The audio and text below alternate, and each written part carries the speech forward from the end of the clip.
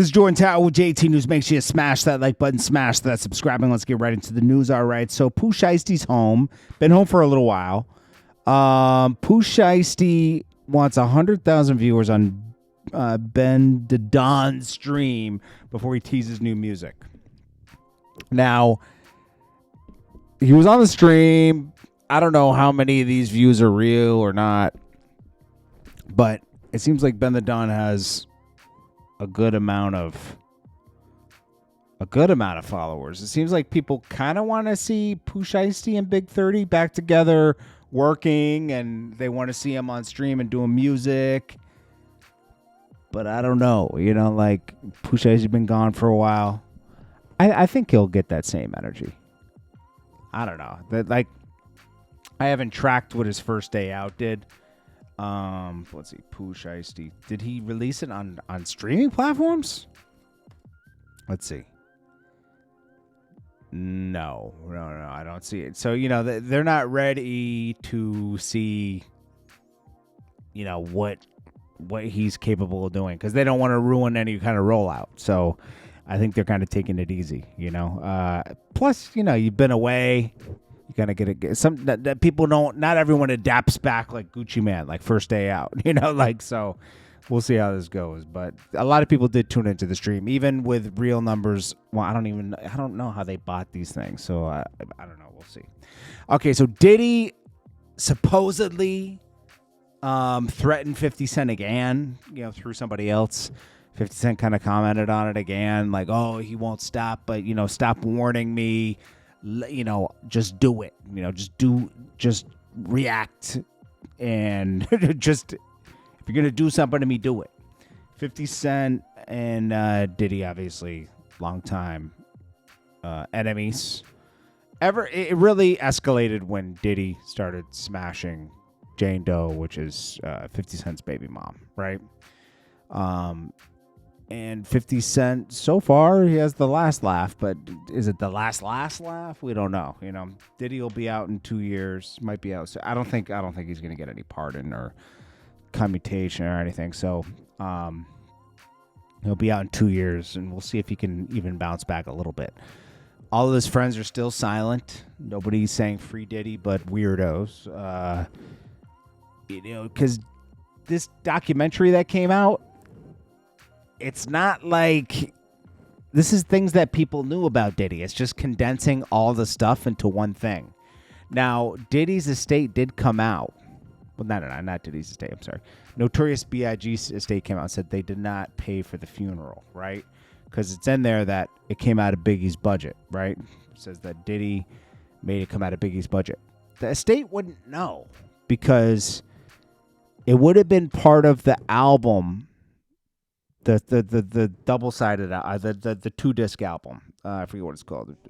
There's Ready to Die, and then there's Life After Death. Okay, so Life After Death, it would have been expensed there. And how would they not? How would they know? It could have been disguised as anything. It could have been disguised as studio time. Diddy's notorious for plugging people's studio time. All they had to do was find more hours for studio time to pay for that funeral. And he charged a lot for rappers to record at Daddy's house. Okay?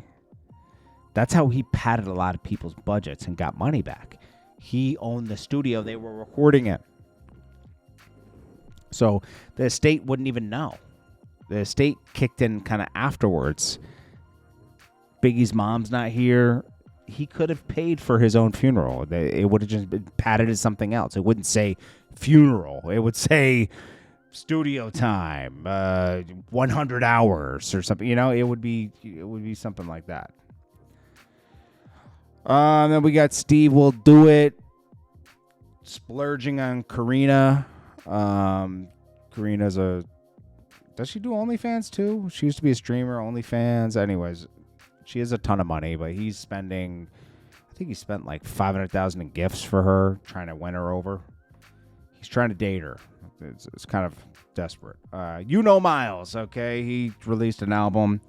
He's the one that does those raps where he changes the pitch of his voice. He goes, tune in the cheese, he goes like that, right? Well, he came out with it. This is probably like I can't believe rap is at this point. There's always like trash rappers out, but like there's tons of them out now.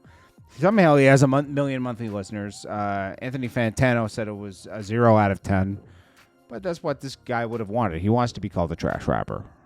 This is where we're at. Some people enjoy being called a trash rapper, and people will listen to the trash. I don't get what's going on. Okay, I don't get what's going on out here. Yuno Miles. The only thing I've heard is those I thought it was like a parody. I didn't know it was real. Metro Boomin says Future once asked him who Quavo was, despite collaborating with him several times. He says, I responded, that's Quavo. He's part of the Migos.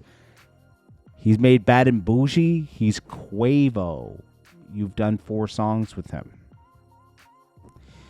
I've done 3 music videos with Future in the past, right?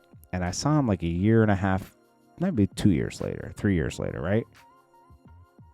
And he shook my hand like I was someone brand new. When we had joked around, he knew who I was, everything. This is how far gone Future can be. I'm not saying like I'm the most. It was 2 to 3 years after we did those videos, right? And he didn't know who I was. He looked gone in the face. And I think he just gets so blasted. He blasts his brain cells out of his brain. Obviously, it works for him because he's super rich, and whatever. But it's kind of scary at the same time that you could forget all of these memories, forget who people are, especially Quavo. Quavo's is really hard to forget, right? I don't know. Then we got Blueface is selling his camouflage mansion. Listen, it's obvious. Like, times are tough, man. Like, he's been away. Nobody can afford to just stay away and have 2 homes and keep everything going with kids and everything. So you got to downsize.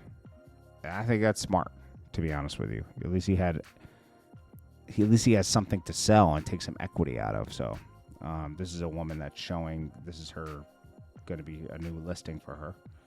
I don't know how you're going to list this house with all this stuff in it. You're going to have to kind of take it down to bare bones. But anyways, Ari reacts to a post. Someone's posted her crying. It says, Ari Fletcher is fed up with Moneybagg Yo being mad at behind those cheating rumors. Says she did nothing wrong and he's blaming her for stuff she didn't even do. She says, y'all just make stuff up.